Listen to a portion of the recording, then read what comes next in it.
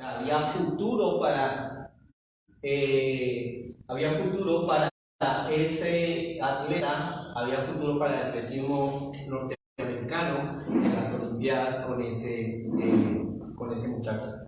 Lovis, en el año de 1941, 5 años después de haber estado en las Olimpiadas, se enroló en el ejército de los Estados Unidos y en la Fuerza Aérea.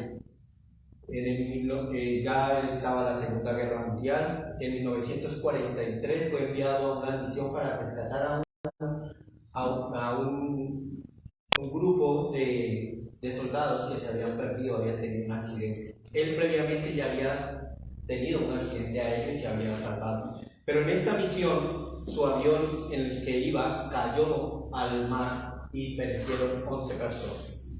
Se salvaron solo 3 entre esos Lovis.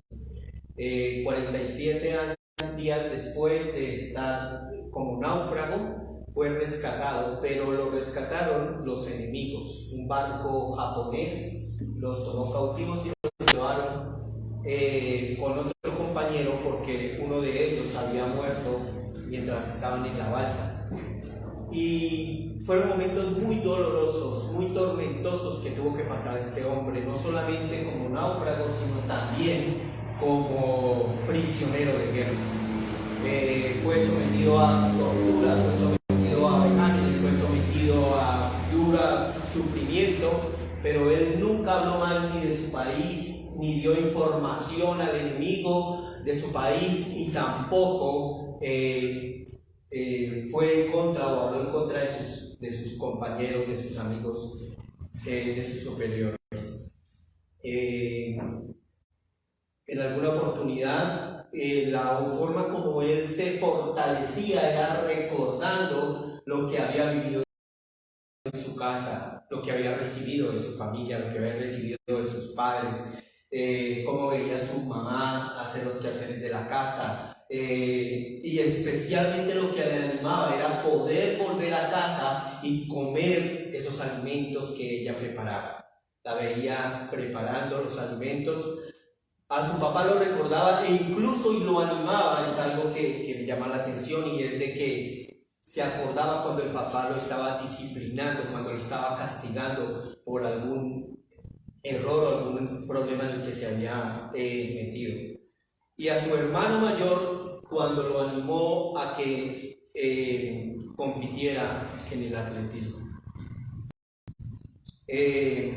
Fue liberado cuando terminó la guerra en 1945, y un momento en el que una tormenta lo azotó cuando estaba en el mar como náufrago.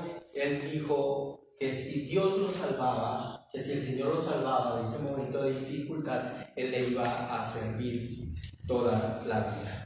Esta es la historia de Lois Zamperini, que es considerado y recordado por todo esto que pasó en los Estados Unidos. Y con base en esto, entonces, era mi introducción para iniciar y continuar con el estudio que traemos de Génesis capítulo 19. Hemos visto ya 7 sermones o 7 enseñanzas en esta serie, y nos ha presentado la palabra del Señor un ejemplo para no seguir, y es la vida de Lot, una vida espiritual pobre, una vida espiritual descuidada, pero que el Señor vio en él en algún momento algunos aspectos por los cuales lo llamó justo. Y vimos que llevó una vida tibia, una vida descuidada espiritualmente, porque él no tuvo todos esos errores que cometió, no tuvo el cuidado de dónde ir a vivir, con quién relacionarse, cómo enseñarle a su familia, y en el momento de dificultad, en el momento de mayor crisis y que determinaba realmente depender de Dios, entonces decide más bien colocar sus planes por encima de los de Dios. Después de toda esta destrucción de las ciudades de las llanuras, entonces tenemos un final. Y este es el final de una historia de la familia de Lot. un final realmente para olvidar. Y vamos a estudiar los versículos 27 al 38, y a medida de que vemos cada uno de los puntos los vamos a leer. Y he titulado la charla de hoy Una familia para el olvido. No lo recuerdo es el primer punto. El segundo punto, se le advirtió y no atendió. Y el tercer punto, mal ejemplo. Una familia para olvidar. Y son 3 puntos que vamos a ver. En el primer punto, no lo recordó. Versículo 27 al 29. Y acompáñenme a leer la palabra del Señor. Dice: Abraham se levantó temprano esa mañana y salió deprisa al lugar donde había estado en la presencia del Señor. Miró al otro lado de la llanura, hacia Sodoma y Gomorra, y vio que subía columnas de humo desde las ciudades, como si fuera el humo de un horno. Versículo 29 dice: Pero Dios había escuchado la petición de Abraham y salvó la vida de Lot, a quien sacó del desastre que se tragó las ciudades de la llanura. Y comencemos allí en el versículo 27 y me gusta como dice la Biblia en la versión de la Nueva Versión Internacional. Versículo 27 dice: Al día siguiente Abraham madrugó y regresó al lugar donde se había encontrado con el Señor. En medio de este relato trágico, en medio de la destrucción, en medio de la muerte de miles de personas de esta llanura, en medio de la destrucción de la naturaleza, de lo que Dios había creado, entonces el Señor nos presenta en su palabra aquí un contraste. Ya hace un alto en el relato de toda esta destrucción y entonces nos quiere dar a entender qué es lo que se produce en el extremo diferente al que hemos venido estudiando. Esto produce este contraste que nos presenta el Señor, trae como un refrigerio para nuestra vida, es como un refrigerio para nuestra alma después de ver tantos errores, tantas dificultades, tanta destrucción. Y Él hace un alto para contarnos y hacernos ver qué pasa en ese otro extremo, no en el juicio, sino en el de la misericordia, en el de la bondad. Y podemos allí ver entonces que Abraham se levanta de madrugada y va a un lugar no de peligro, no de destrucción, sino va a un lugar seguro, va a un lugar de paz, va a un lugar de tranquilidad. Él no va al lugar de juicio, sino va a un lugar de esperanza. Y démonos cuenta que entre tanto venía el juicio de Dios sobre el pueblo de pecadores, sobre este pueblo de pecadores. Había un hombre que se había levantado y que había madrugado y se había ido al lugar, había regresado al lugar donde se había encontrado un día con su Señor. Él va a la presencia de Dios. En el versículo 23 ahí del capítulo 19 podemos recordar que fue el momento en que Lot llega a Zoar. Y dice que justo cuando el sol salía, enseguida vino el juicio sobre esas ciudades, vino el castigo de Dios sobre esas ciudades. Pues justo cuando el sol salía, cuando rayaba el sol, entonces a esa misma hora el justo se levantaba para ir a buscar a Dios. El hombre de Dios se levantaba para ir a morar en la presencia de Dios.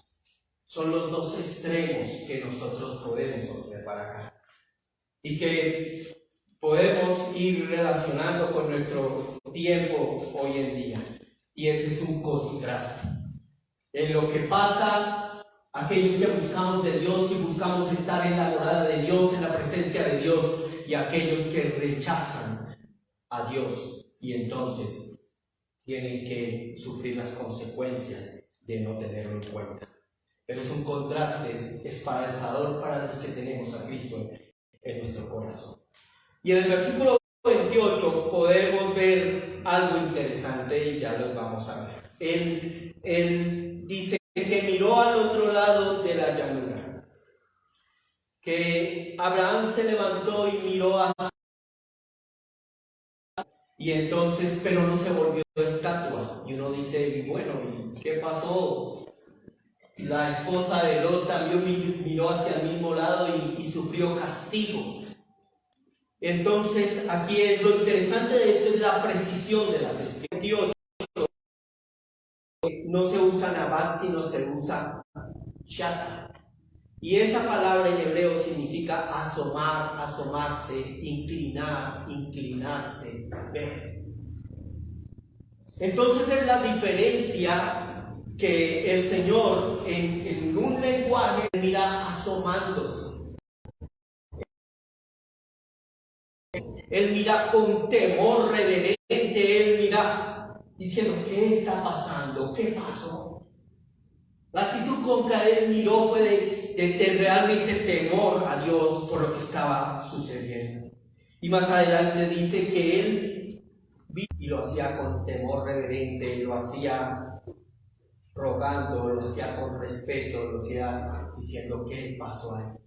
Y tal vez buscando a ver si de pronto veía la silueta de su sobrino.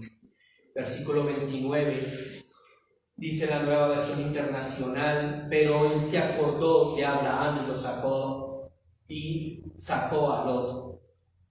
En la traducción viviente dice que Dios había escuchado la petición de Abraham.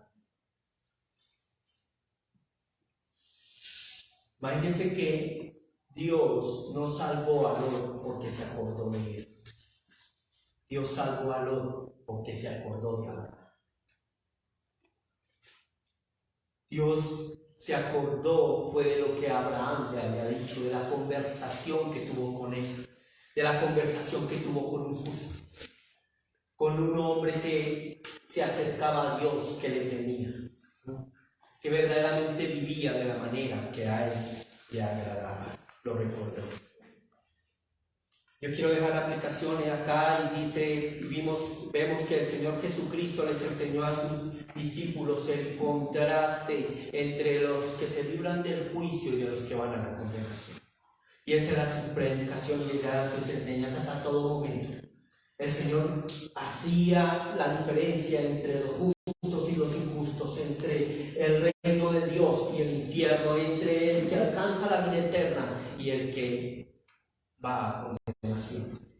Él lo hizo en muchas ocasiones, él mencionó de una y otra manera, lo mencionó a través de unas bodas, de una fiesta, de unas bodas, él lo mencionó a través de invitados a una cena, él lo enseñó también a través de la recolección del trigo, de la cosecha del trigo.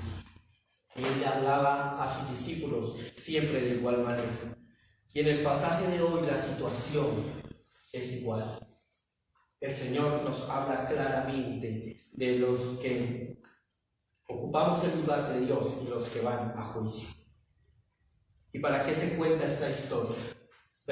Capítulo 18, capítulo 19, hemos venido estudiando 7 sermones o 7 enseñanzas en este sentido.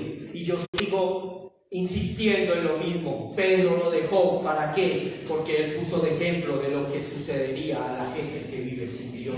Y Judas también lo dijo y sirve como advertencia al fuego eterno del juicio de Dios.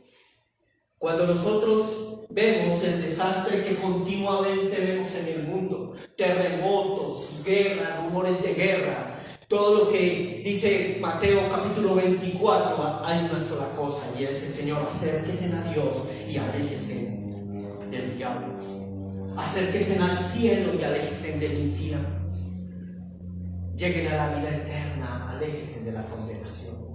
Es la invitación una tras otra que el Señor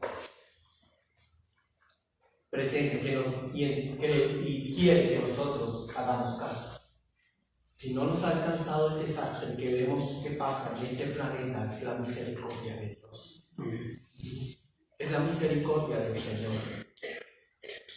A Luis, este atleta, en 1944 el gobierno de los Estados Unidos no lo halló restos del avión y lo declaró muerto.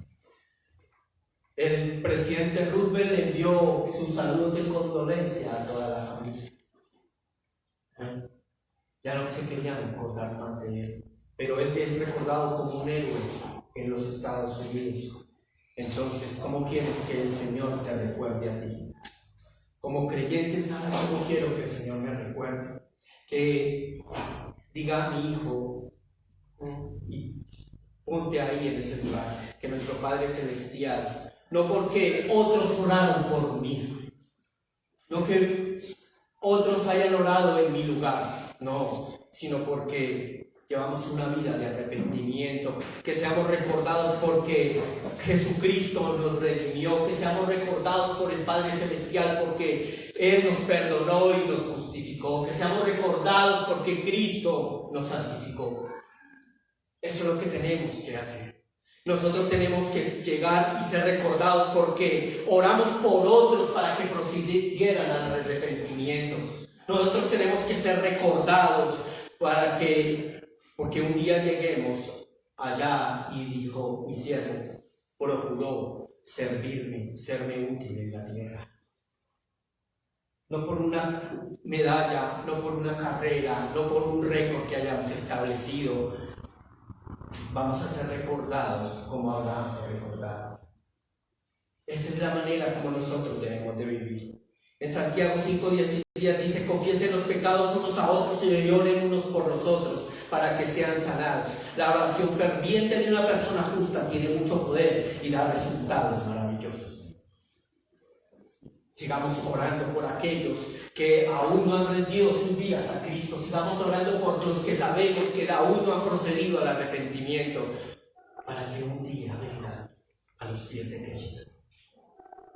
Y sabes que un día tú vas a ser recordado. Qué triste que llegue uno al cielo y sí, salvo. Pero también esa palabra de recordarlo significa mencionar. Que uno no se haría por ni se acuerde de nadie, ni lo recuerden, ni que sea mencionado. Eso no lo perseguimos nosotros, el Señor lo da, pero Abraham fue recordado. Y después de ver esta gran diferencia, vamos a seguir con las consecuencias de una pobre vida espiritual de Lot, porque las consecuencias siguieron. Y entonces podemos ver el segundo punto. Se le advirtió y no atendió. Versículo 30. Tiempo después, Lot abandonó Zoar porque tenía miedo de la gente de allí y fue a vivir a una cueva en las montañas junto con sus dos hijas.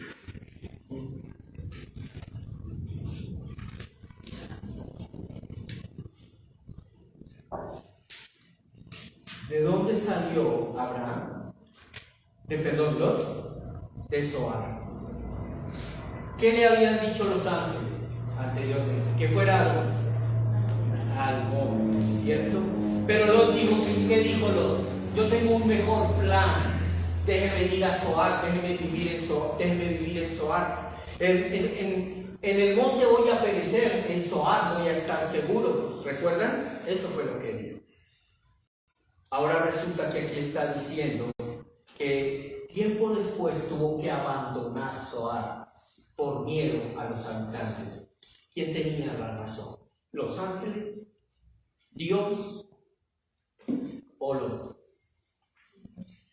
Se le había advertido, pero él no lo aceptó, pero él no obedeció. Y entonces Lot dijo que mejor o tuvo que salir en algún momento. Y esa palabra de temió significa escapar. Significa, espantar, asustar. No estaba con miedito, no estaba aterrorizado. Esa era la verdadera reacción o lo que estaba sucediendo con Lot y su familia y sus dos hijas. Estaban espantados de lo que estaban viviendo en ese lugar. En el versículo 16, si ustedes recuerdan, cuando los ángeles cogieron a cada uno, a una persona de su mano y la sacaron, dice que los llevaron al lugar seguro. Y les dijeron, y allí le dijeron, vaya al monte, suba al monte. Y él dijo, no, yo mejor me voy para Zoar. Ahora tuvo que salir de Zoar, espantado, asustado, y meterse en una cueva. El relato había podido fácilmente decir, simplemente se fue para el monte, pero Dios quiere hacer la diferencia y decir, se subió al monte y se metió en una cueva. Y la palabra para cueva allí significa también caverna, es un lugar oscuro. Subió al monte, pero le tocó en un lugar oscuro ahora. Estoy seguro que si él hubiese hecho caso desde la primera vez y si hubiese ido al monte, el Señor le hubiese tenido un lugar mucho más seguro, más tranquilo, con todo lo que él y su familia necesitaban. Pero esa era la forma como vivía. Él no obedecía a lo que Dios así decía. Dios sabe cuál es el camino seguro para transitar. Dios nos lleva por el camino seguro de la salvación. Dios nos lleva a morar en un lugar de salvación. Tiene un lugar de vida, tiene un lugar de refrigerio, tiene un refugio de paz para todos nosotros. Dios sabe cuál es el camino. El Señor también nos dio a conocer el tiempo que permaneceremos en ese lugar. ¿Saben? Ese tiempo nunca va a acabar. Nunca va a caducar. En Juan capítulo 14, el Señor, ya saliendo para el monte de los olivos, le dijo a sus discípulos: no dejen que el corazón se les llene de angustia, confíen en Dios y confíen también en mí. Y también les dijo: en el hogar de mi Padre hay lugar más que suficiente. Si no fuera así, ¿acaso les habría dicho: voy a preparar un lugar? Ese es el camino, ese es el lugar, ese es donde Dios quiere que nosotros caminemos, hacia donde nosotros vayamos. Ese es el lugar donde Dios quiere que nosotros estemos. Ese es el lugar el que Él fue a preparar.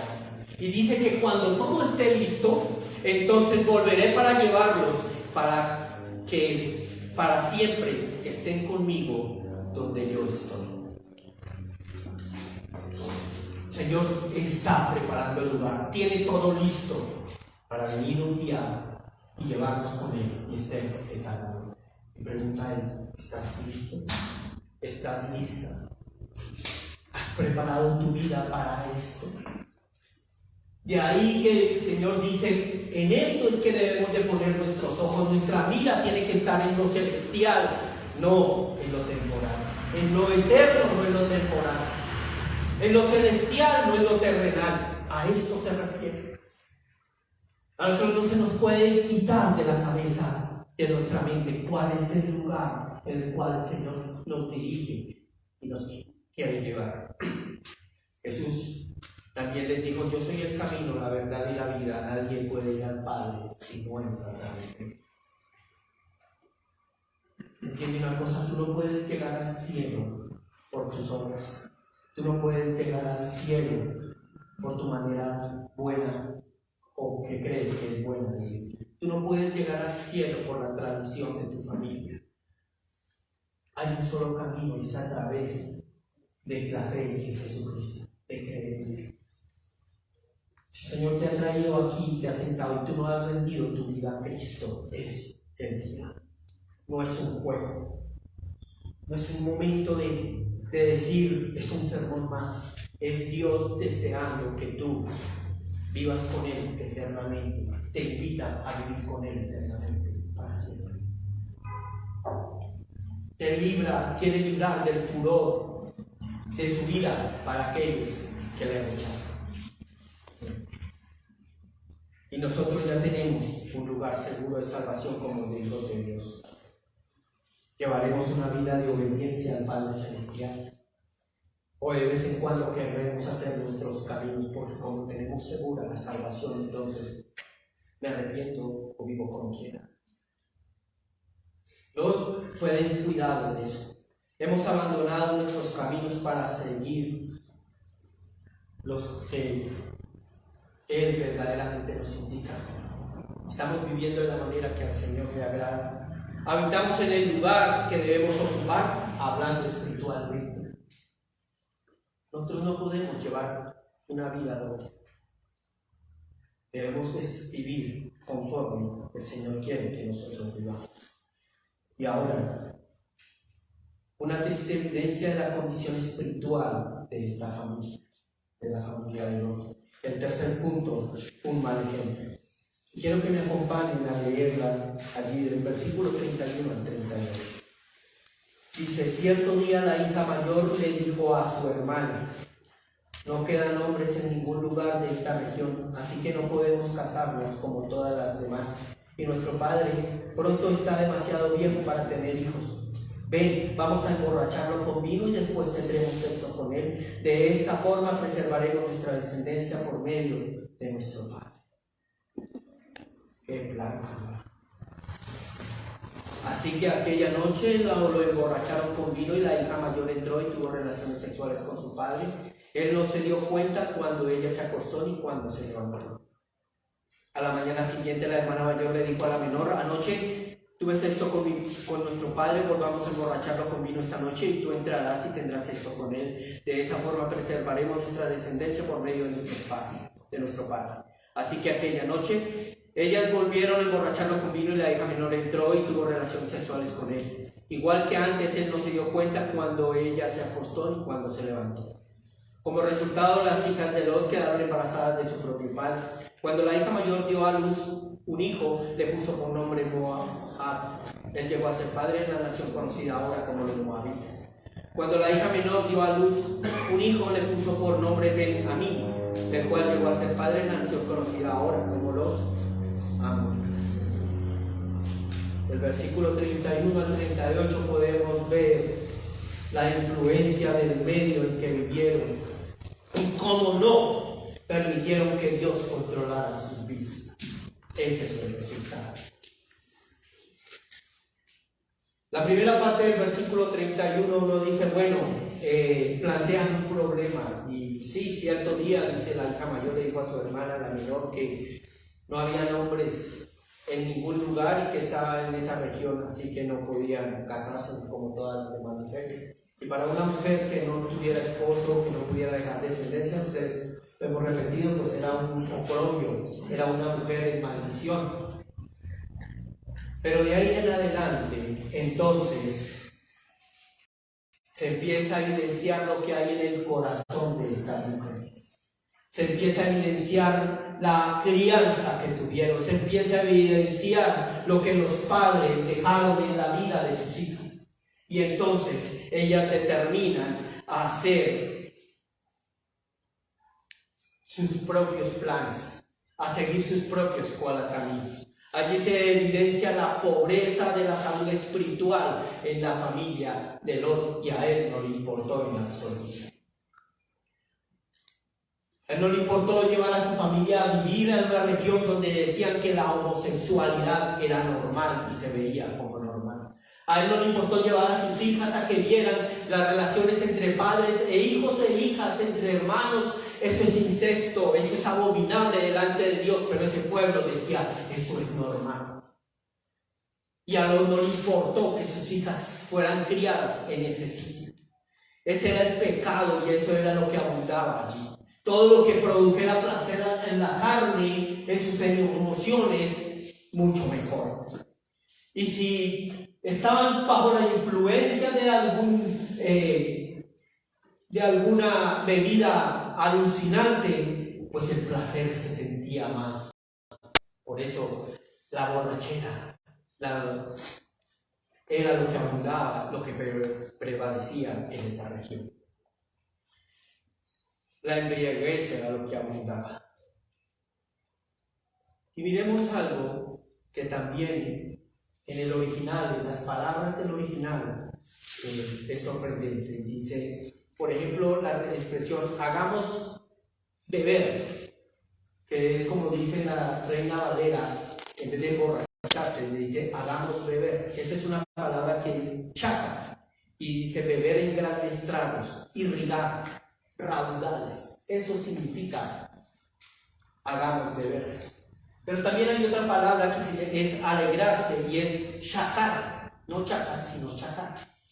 Y significa emborracharse, embriagarse, beber en abundancia.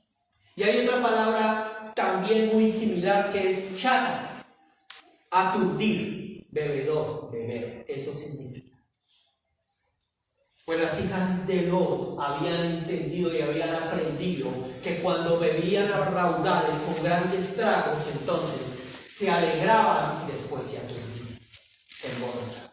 Muy seguramente ellas se emborracharon, muy seguramente vieron a sus novios ebrios, muy seguramente vieron a sus padres borrachos y entonces dijeron, ese es el plan, lo vamos a emborrachar a raudales, que tome a raudales para que quede alegre y después quede aturdido. Por eso la palabra del Señor ahí dice que él se acostó y no se dio cuenta ni cuando se acostaron ni cuando se levantaron. Y si Lot hubiese sido un creyente verdadero, un creyente firme, un creyente espiritual, entonces él no había aceptado la invitación de sus hijas. Pero por cuanto era tibio, por cuanto era liviano espiritualmente, entonces bebió a chorros, bebió a raudales, hasta quedar inconsciente, y pasó lo que pasó. Las hijas de Lot escaparon de la furia de Dios para ser las obras del diablo, para ser instrumentos del diablo. Pero todo porque ¿dónde se criaron? Lot permitió que los amigos de Sodoma y de Gomorra fueran los que le enseñaron sus tradiciones a sus hijas. Él no les enseñó a adorar al Dios que vio que Abraham adoraba. Él no les enseñó. Permitió que sus novios fueran los maestros de sus hijas. Permitió que ellas fueran enseñadas por Sodoma y por Gomorra. Moab suena como un término hebreo que significa del padre, y Benjamín significa hijo del pariente. Y en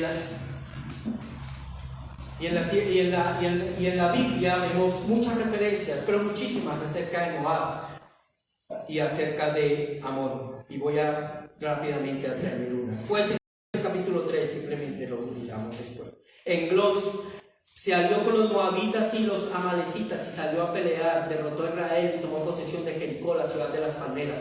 Entonces los israelitas sirvieron a Eglón, rey de Moab, durante 18 años. Esos dos pueblos llegaron a hacer guerra siempre con Israel y los llevaron esclavizados. En Números 25 dice: mientras los israelitas acampaban en la arboleda de acacias, algunos hombres se contaminaron al tener relaciones sexuales con las mujeres moabitas del lugar. Estas mujeres los invitaron a los sacrificios a sus dioses, así que los israelitas, los hijos de Dios, festejaron con ellas y rindieron culto a los dioses de Moab. De allí salió ese pueblo, y eso fue tropezadero para la parte espiritual y física del pueblo de Dios, del pueblo de Israel. Deuteronomio 23: no se admita en la asamblea del Señor a ningún amonita ni moabita, ni tampoco a sus descendientes hasta la 10ª generación. Esas naciones no te recibieron con alimento ni agua cuando saliste de Egipto. En cambio contrataron a Balaam, hijo de Beor, para que te maldijera. Moab y Amón, ¿de dónde salieron? De los planes que no provenían de Dios, de los planes que fueron por causa de una mala educación, de una mala crianza, por falta, ausencia de Dios en la familia, en la casa del hombre. Eso fue lo que sucedió. Esta es otra consecuencia de la vida tibia, liviana y pobre, y la pobreza espiritual que Lot nos ha dejado ver. Una de las consecuencias más devastadoras, más tristes, más vergonzosas. Leer eso, uno dice: ¿qué pasó acá? Pero ellos aprendieron de esa manera. Los hijos absorben mucho más, los ojos de los hijos, absorben mucho más que los oídos. Y esto es la aplicación para todos nosotros. El niño siempre observa lo que hacemos mucho más de lo que le decimos. Ellos están pendientes más de lo que nosotros hacemos que las cosas que decimos, y se les queda más lo que nos ven hacer. Ese es el niño. Por eso el Señor le advirtió a su pueblo ¿Qué es lo que debía de hacer con las demás naciones cuando entraran a la tierra prometida? Deuteronomio dice: cuando entres en la tierra que el Señor tu Dios te da, ten mucho cuidado de no imitar las costumbres detestables de las naciones que viven allí. Podemos estar en un mundo lleno de pecado, de perversión, pero debemos enseñarle a nuestros hijos que ellos no deben de seguir las costumbres detestables de este mundo. Nosotros debemos instruirlos en la palabra del Señor, qué es lo que le agrada a Dios y qué es lo que le desagrada. Pero ellos tienen que vernos a nosotros que llevamos una vida completamente espiritual, o si no el desastre es enorme. En Deuteronomio capítulo 6, versículos 5 y 9, me gustaría que lo buscaran, pero no tengo el tiempo. Pero coloquen su nombre antes de empezar a leer, porque está conjugado de una manera que nos habla hoy directamente.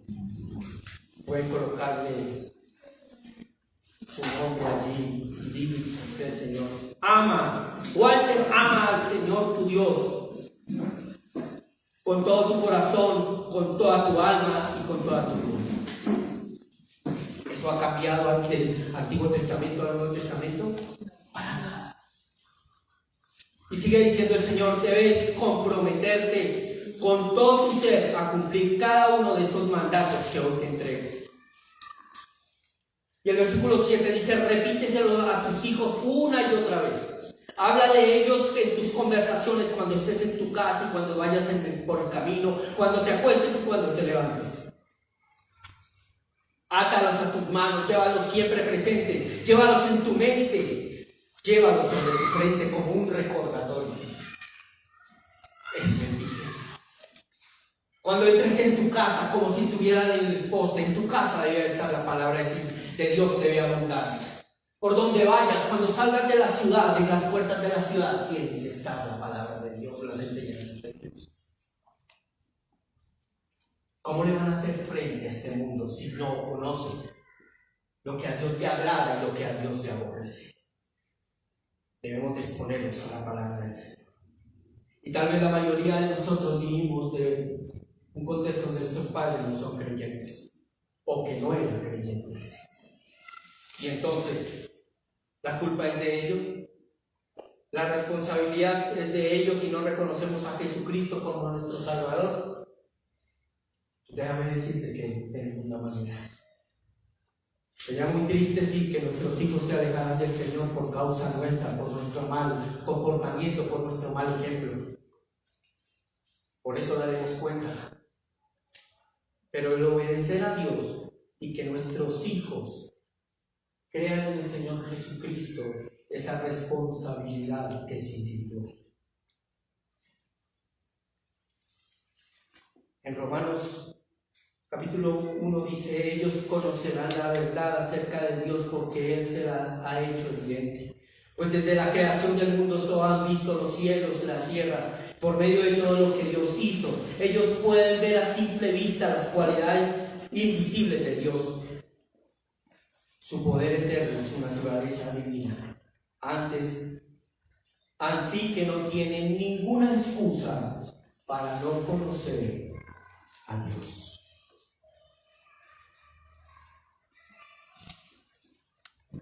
¿Sabe qué sostuvo a este atleta en los momentos más difíciles de su vida? ¿Sabe qué lo sostuvo? Cuando se acordaba que su madre preparaba los alimentos, atendía a su familia, era del hogar, cuidaba de sus hijos, cuidaba de su esposo.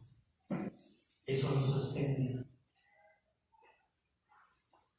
Lo sostuvo cuando recordó que su padre lo disciplinaba y lo corregía. Lo sostuvo cuando su hermano le dijo: tú vas a ir a una olimpiada, entrénate. La hermana mayor de Lot le dijo, la hija mayor de Lot le dijo a su hermana menor: emborrachemos a nuestro hermano, a nuestro padre, pequeños.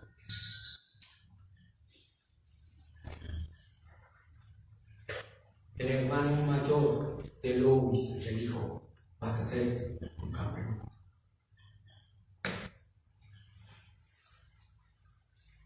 Abraham se sabe cómo terminó. Isaac se sabe cómo fue su final. Jacob se dice cómo murió. De David también se dice cómo murió. De Lot no se dice nada más. No sé si es recordado. No sé.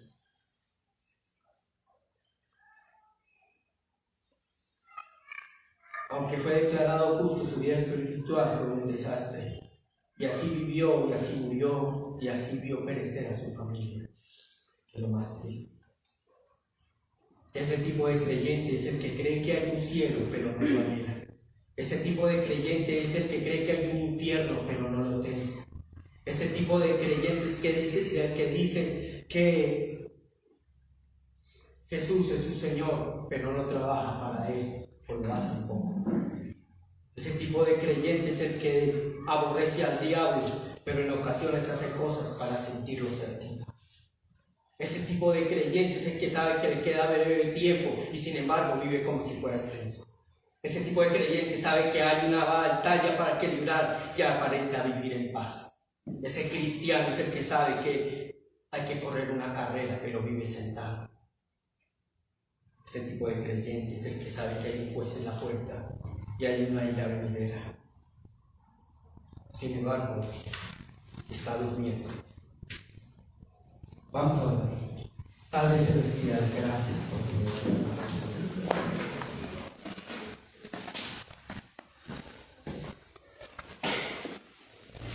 Gracias por este tiempo, Señor, que nos has permitido meditar en uno de los pasajes más fuertes, tremendos, como pueden ver, pero que es un espejo de lo que tú, Señor, nos quieres librar.